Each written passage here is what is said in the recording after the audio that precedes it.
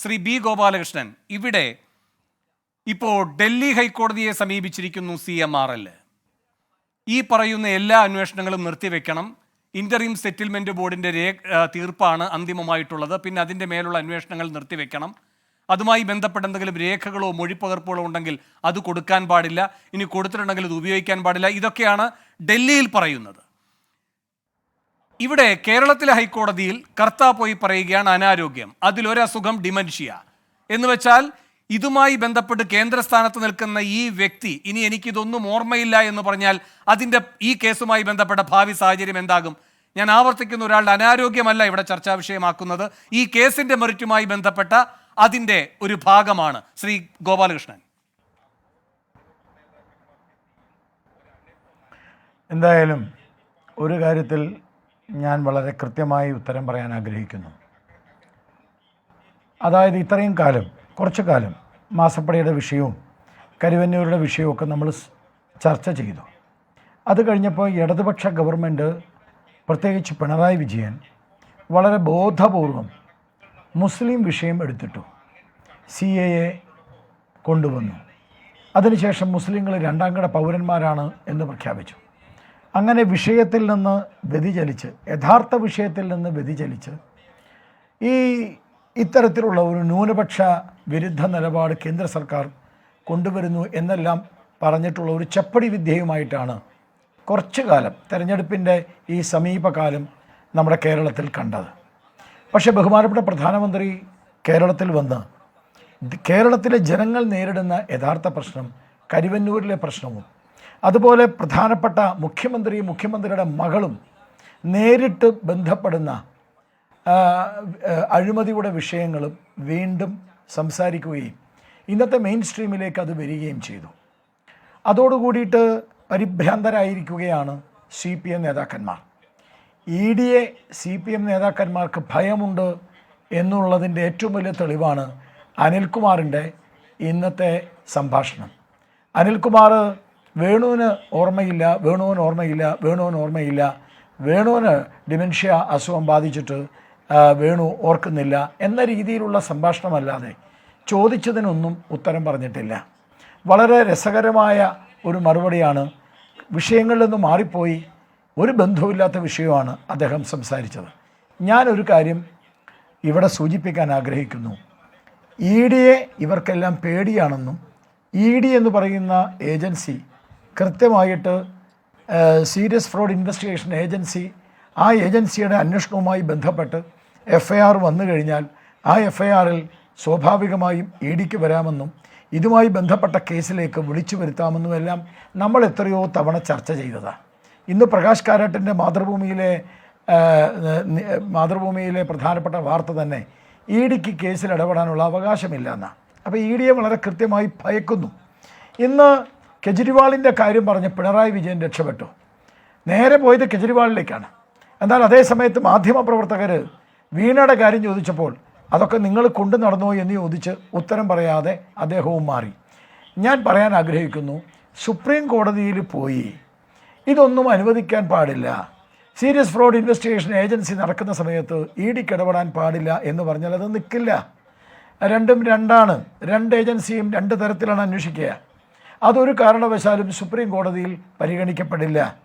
രണ്ടാമത്തെ കാര്യം, കേരള ഹൈക്കോടതിയിലേക്ക് വന്ന് നേരത്തെ താങ്കൾ പറഞ്ഞതുപോലെ വല്ലാതെ ഹരാസ് ചെയ്തു. ഒരു വനിതാ ജോലിക്കാരിയെ രാത്രി മുഴുവനും ഹരാസ് ചെയ്തു. അങ്ങനെ ED ഹരാസ്മെൻറ്റ് നടത്തുകയാണ് എന്ന് പറഞ്ഞാണ് ഹൈക്കോടതിയിൽ കൊടുത്തിരിക്കുന്നത്. അദ്ദേഹത്തിന് അനാരോഗ്യം മൂലം ഹാജരാവാൻ പറ്റില്ല എന്ന് പറഞ്ഞു കൊടുത്തിരിക്കുന്നു. അനാരോഗ്യമുള്ള ആൾക്ക് കമ്പനി എങ്ങനെ നടത്താൻ പറ്റുക? ഈ കമ്പനിയുമായി ബന്ധപ്പെട്ട വിഷയത്തിലെ എവിഡൻസ് മുഴുവൻ വെളിയിൽ വന്നിട്ടുണ്ട്. കമ്പനി അടച്ചുപൂട്ടിയിട്ടില്ലല്ലോ. കമ്പനിയിലെ രേഖകൾ മുഴുവൻ വെളിയിൽ വന്നിട്ടുണ്ട്. കരിമണൽ കർത്ത തന്നെയാണല്ലോ കമ്പനിയുടെ എല്ലാം. ആ നിലയ്ക്ക് ഡിമെൻഷ്യ ഒന്നും നിൽക്കില്ല വേണു. ഇതൊക്കെ നാട്ടിലെ ജനങ്ങളെ പറ്റിക്കാൻ ഇനി ഒരു അദ്ദേഹം ഈ വിഷയത്തിൽ പങ്കെടുത്ത പല ചർച്ചകളിലും ഉന്നയിച്ചിട്ടുള്ള ഒരു കാര്യം അങ്ങയുടെ ശ്രദ്ധയിൽപ്പെടുത്തുന്നു. ഈ കൊച്ചിയിലെ IT പ്രിൻസിപ്പൽ കമ്മീഷണറേറ്റ് CMRLന്റെ 2016 മുതൽ 19 വരെയുള്ള കണക്കുകൾ പരിശോധിച്ചതിൻ്റെ ഭാഗമായിട്ടാണല്ലോ ഈ 135.54 കോടിയുടെ പൊരുത്തക്കേട് കണ്ടെത്തുന്നത്. അന്ന് ഇ ഡി 2021 ഇ ഡി ഇതുമായി ബന്ധപ്പെട്ട പ്രാഥമികമായ പരിശോധനകൾ നടത്തിയിരുന്നു. ഒരു മാധ്യമം റിപ്പോർട്ട് ചെയ്തിരിക്കുന്നത്, മനോരമ തന്നെ. ഇതിൽ ഏറ്റവും പ്രധാനപ്പെട്ട ഈ ഇന്ററിം സെറ്റിൽമെന്റ് ബോർഡിന്റെ റിപ്പോർട്ട് പുറത്തു കൊണ്ടുവന്നത് മനോരമയാണല്ലോ. അപ്പോൾ മനോരമയുടെ ഈ വിഷയത്തിലുള്ള പ്രാധാന്യം പേരെടുത്ത് തന്നെ പറയേണ്ടതുമാണ്. അവരുടെ ഈ കഴിഞ്ഞ മാർച്ച് 29-ാം തീയതിയിലെ റിപ്പോർട്ടിൽ പറയുന്നത് CMRലുമായി ഇടപാട് നടത്തിയ കമ്പനികളിൽ നിന്ന് മൊഴിയെടുത്തിട്ടുണ്ട് എന്നാണ്. എന്ന് പറയുമ്പോൾ എക്സാലോജിക്കിന്റെ മൊഴിയും എടുത്തിട്ടുണ്ട് എന്നാണ്. ഈ കഥ മുഴുവൻ ആടിയതിനു ശേഷം പിന്നെ വേഷം അഴിച്ചു വെച്ചത് എന്തിനായിരുന്നു ഇ ഡി? അത് ശ്രീ ജോസഫ് സി മാത്യു അടക്കം ചോദിക്കുന്ന കാതലായ ഒരു ചോദ്യമാണ്. അതിനുള്ള മറുപടി അല്ല, അത് നമുക്ക് പറയാൻ പറ്റില്ല. വേണു, അതെന്തിനാണ് അപ്പം വേഷം കെട്ടിയില്ല, ഇപ്പം വേഷം കെട്ടിയത് എന്തിനാണ് എന്നൊന്നും നമ്മൾ പറയുന്നതിൽ അർത്ഥമില്ല.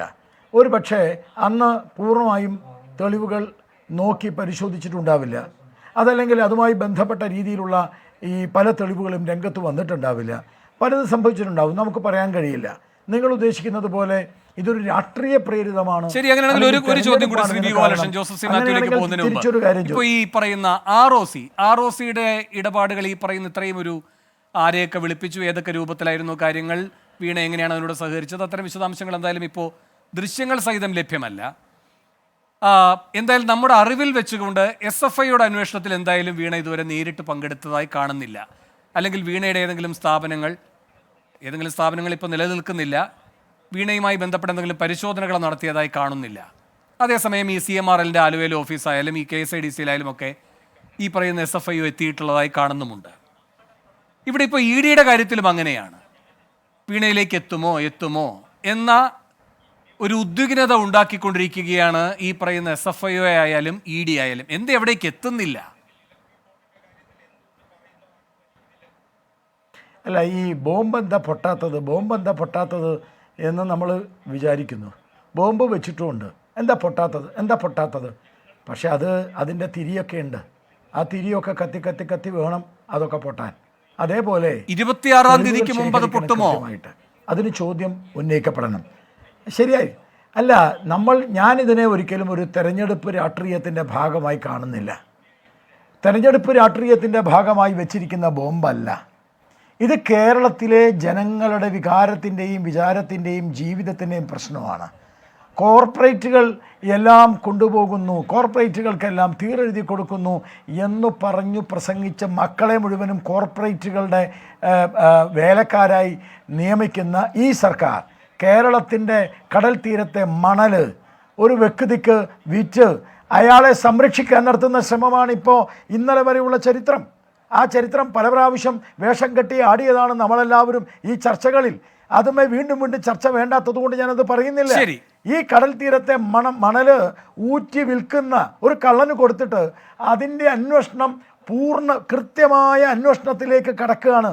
ഇ ഡിയുടെ ആദ്യത്തെ അന്വേഷണം വീണയല്ല. ആദ്യത്തെ ഇ ഡിയുടെ അന്വേഷണം വരേണ്ടത് കരിമണൽ കർത്ത തന്നെയാണ്. ഇന്നും മറഞ്ഞു നിൽക്കുന്ന ഒളിവിൽ നിൽക്കുന്ന ഷാഡോയുടെ പിന്നിൽ നിൽക്കുന്ന കരിമണൽ കർത്തയെ മുമ്പിലേക്ക് കൊണ്ടുവരണം. കരിമണൽ കർത്തയെ കൊണ്ട് തന്നെ പറയിപ്പിക്കണം കാര്യങ്ങൾ കൃത്യമായിട്ട്. അത് തന്നെയാണ് അതിൻ്റെ ലക്ഷ്യം.